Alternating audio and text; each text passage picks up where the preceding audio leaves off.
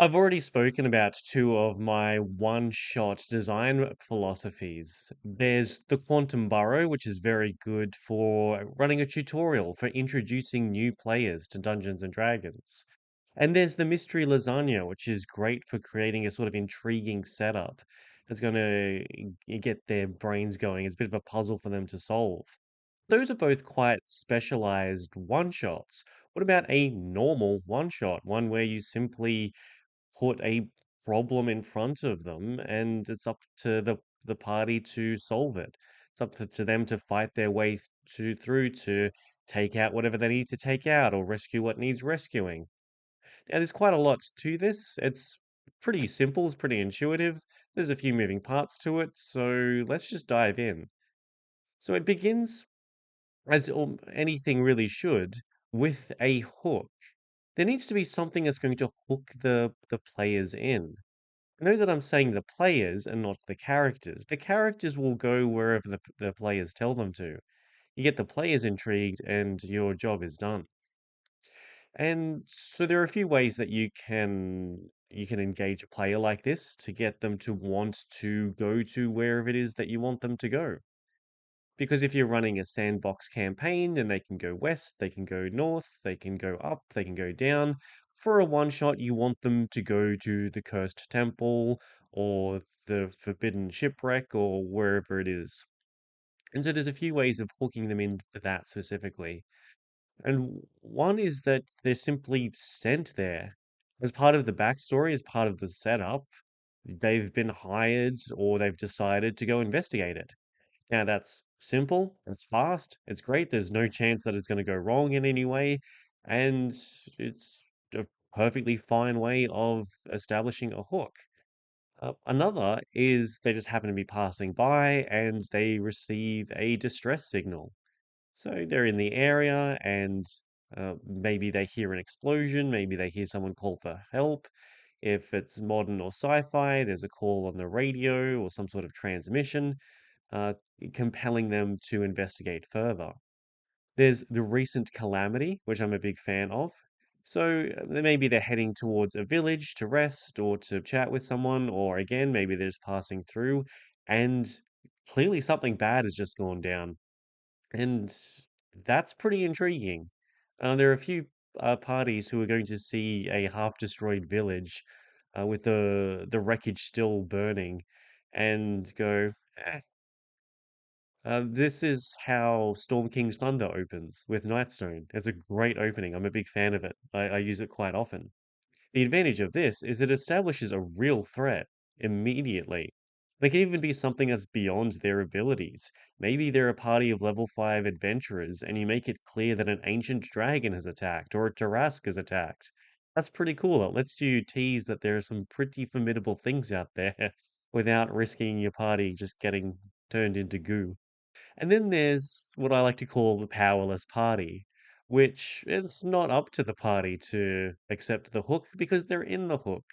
Maybe they've just passed on and they're in the afterlife waiting for one of the gods to judge them and give them a mission. Maybe they've been captured, maybe they're in prison, maybe they're slaves, maybe they're trapped on board a small vessel. And there are all sorts of fun ways to play around with this. And again, this is how Out of the Abyss starts. There's and again, this is one I'm quite a big fan of. It it's a great way of getting diverse uh, players together, diverse characters together, giving them a reason to work towards the same goal, and giving them some immediate buy-in. Like the stakes for the players are already pretty obvious. It's a great way to get them invested without them having to even do anything. Because yeah, they're gonna want to get out of whatever sticky situation they're in. So after the hook comes the delay. You've with the hook, you've given them some pretty clear goal to achieve. Figure out what happened to the village, break out of prison, investigate the distress call, whatever it happens to be. You give them something that's going to get in the way of that. And there are all sorts of things that are really good for delays. It could be that something is difficult to find. It might be they have to fight through something. It might be a bit of a puzzle to solve. But the key with this is you're not just putting friction in their way. You're not just putting a wall in their way and just to slow them down for the sake of it. This is a really good chance to not just help set the mood and not just help set the stakes and establish a bit more of the context. This is your chance to get your players to feel something that you want them to feel. So, for example, if you're wanting them to feel heroic, then the obstacle in their path can be something which is strong enough to destroy a village or wipe out a platoon of guards and is there snarling at them, ready to pounce. And then the party just wipes the floor with this monster, this enemy, and now they feel pretty strong, they feel pretty heroic. Or if you want to create something that's a bit creepy, with a bit more of a horror vibe, then it can be something that people avoid because just looking at it drives them mad, or because there's this obvious sense of danger and bad vibes. So something like a forest where the trees are clearly reaching out to try to claw at you, that's something most people would avoid. And it's not necessarily that big a threat, it's not necessarily that big a danger, but it's still quite creepy. And you can up that and you reduce that, and you can do all sorts of things. So there's plenty of moods that I like to set with the delay at this point. You can go for panic, you can go for tension, which is quite good for like if there are some stakes or if there's some horror. You can go for indignation. So this is this is one I quite like to use. Let's say that the party is going somewhere to pick up a simple package. It should be an easy job. They're going to be paid a lot of money. They get there and the village is destroyed and the package is missing. That's going to be pretty frustrating for the players as well as the characters, and that sort of frustration is pretty good motivation to fuel them for the rest of the adventure. And so with the delay, you've put some sort of obstacle in front of them. You've put some friction that's going to slow them down. I like to offer them at least three ways to proceed. And by offer, I don't mean I say, well, you could take the surface, or you could go through the tunnels, or you could climb over the wall. I create a context where if they're exploring, if they're asking questions, if they're curious, they're going to find at least three ways of proceeding, and are likely to come up with things I didn't think of. It's nice to establish a little bit of a trade-off with each of these. Some might be slower but safer, some might be faster but riskier. Um, but have the chance to discover multiple ways of getting around this delay. They might not find all of them. They might only find the first one and go, okay, well, let's proceed, and that's fine. But at least it's there for them to have potentially found. It makes things a bit interesting right off the bat, gives some choice, gives some flexibility, and it makes things fresh for you as well, not just for the party.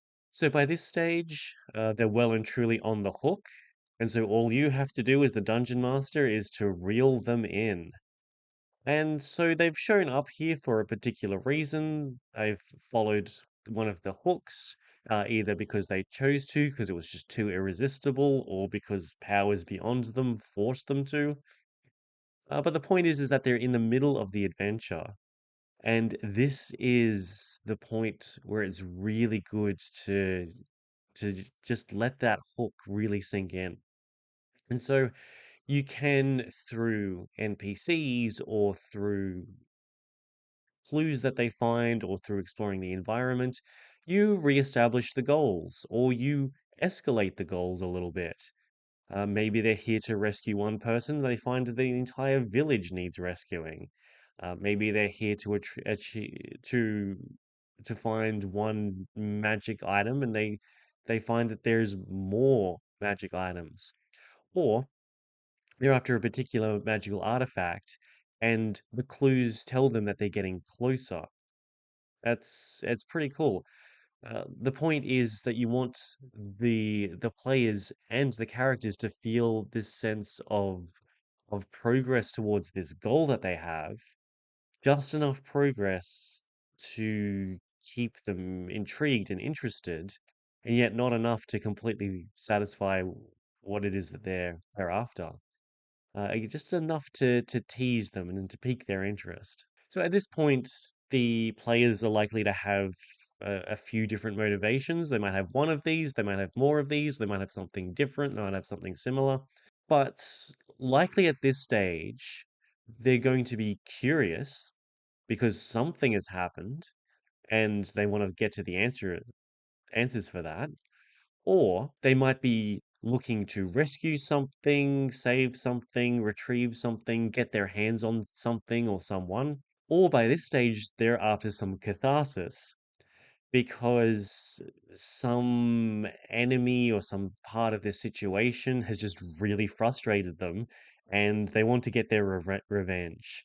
So whoever it is that has enslaved them or whoever it is that turns this simple fetch quest into this complicated and dangerous adventure, the players want to get their hands on this particular individual and show them that it was a mistake to mess with them. So from here, then you just offer some simple challenges to them. These challenges could be fights, they could be encounters. Here's a bunch of bad guys who are trying to stop you doing what you're doing.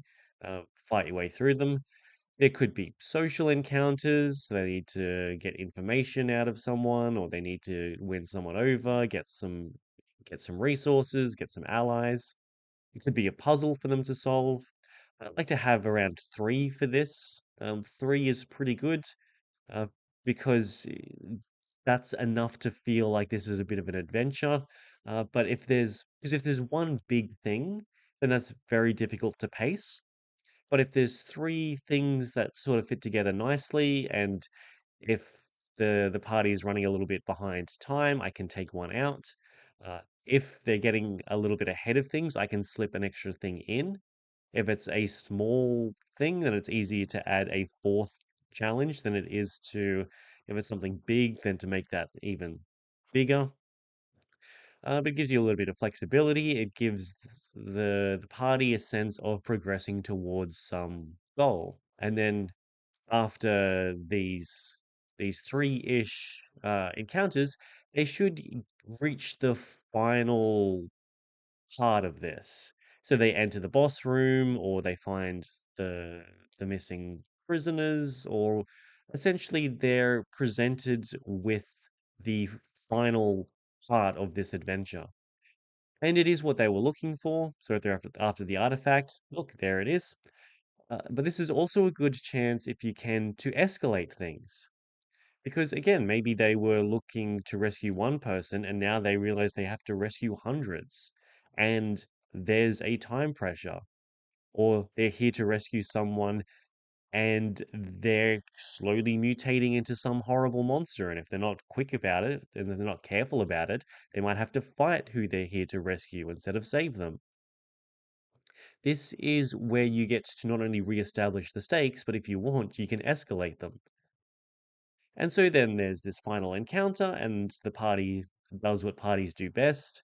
They defeat the evil, they resolve the complex issues by punching them in the face or by rolling really well with persuasion intimidation, and everything's good, everything's happy.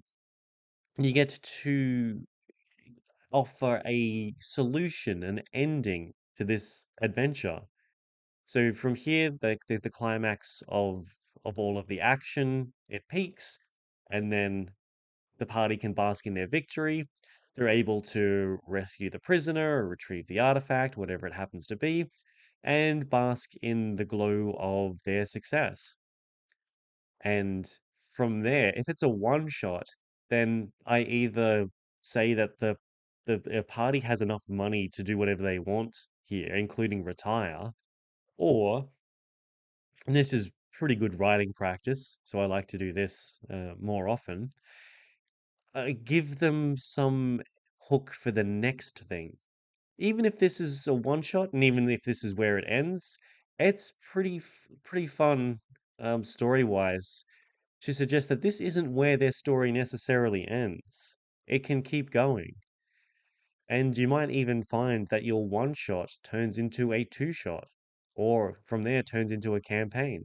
So this framework is nice and simple. I like it. It's very robust. You might notice that it's quite similar to the 5 room dungeon method, which I've talked about before. 5 room dungeons is good. This is sort of that. If you take each of the rooms and add quite a lot of depth and a lot of player psychology to them. So this is how I like to design my one shots, and in fact, this is how I designed my last Light at Onyx Starbase, which is a sci-fi one shot, which I ran, which was really good fun. And if you're curious, I can make a video about that. But I trust that you see how this framework works. It's fairly intuitive. Most of this stuff is probably stuff you're doing already, but there are a few little pieces in there which, if you are missing, and if you add them in, can really spice things up and really engage your players. So, let me know if and how you use this, and just how fun it can truly be for you.